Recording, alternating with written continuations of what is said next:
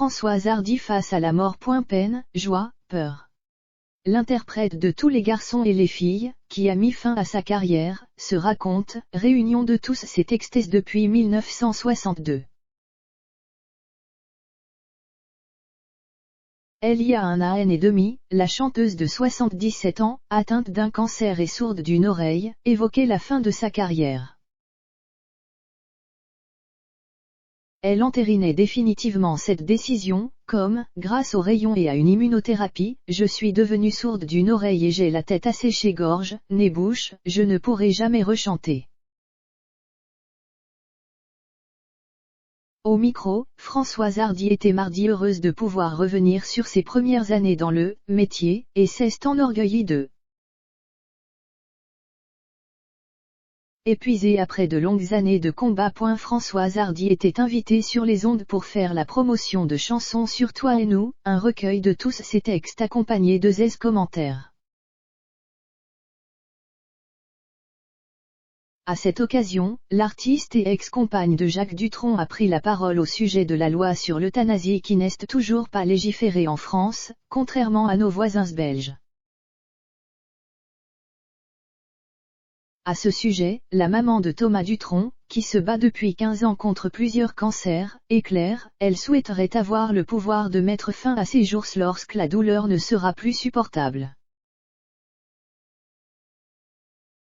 Et pour cause, Françoise Hardy est soumise à des effets indésirables de la chimiothérapie qui lui gâchent l'existence. Lorsqu'il n'y a plus d'espoir, il faut abréger les souffrances. Pour m'alimenter, ça prend 6 heures par jour. Le reste du temps, je réponds aux mails, je fais des soins médicaux importants, je suis complètement asséchée de partout à cause des rayons. Ils m'ont traversé 45 fois la tête. Ils ont brûlé mes glandes salivaires. A-t-elle regretté au micro de RTL. De plus, comme elle le confiait le 18 mars 2021, l'interprète de Tous les garçons et les filles souffre fréquemment de détresse respiratoire, de crises d'étouffement et de suffocation, sans parler des hémorragies nasales.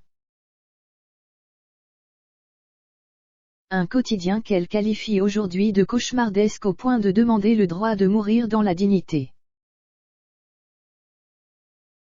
À partir d'un certain moment où il y a beaucoup trop de souffrance et où il n'y a aucun espoir, il faut abréger les souffrances. C'est la moindre des choses. C'est humain, a-t-elle commencé, avant d'évoquer l'euthanasie de sa propre mère.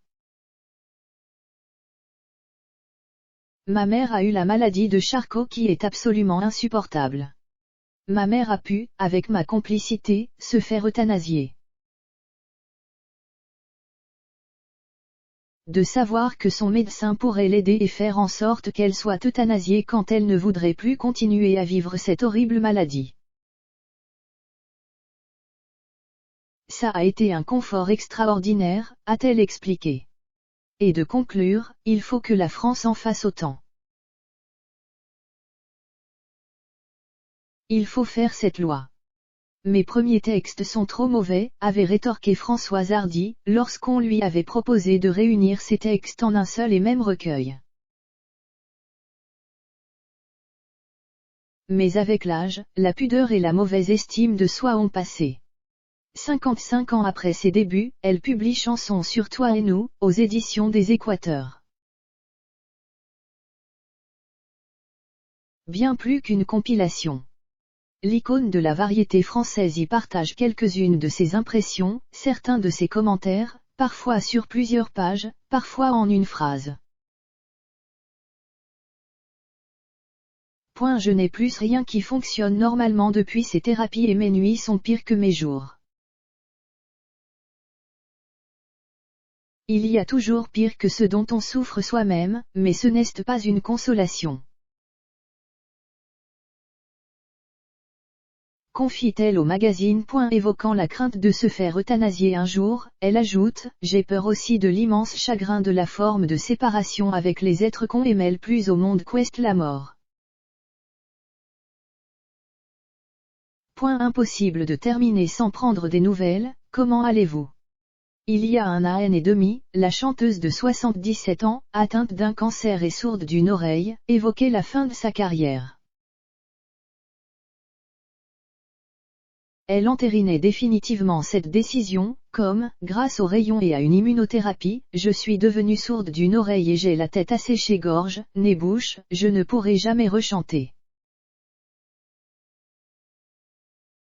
Au micro, Françoise Hardy était mardi heureuse de pouvoir revenir sur ses premières années dans le métier, et s'est enorgueillie de quelques audaces juvéniles.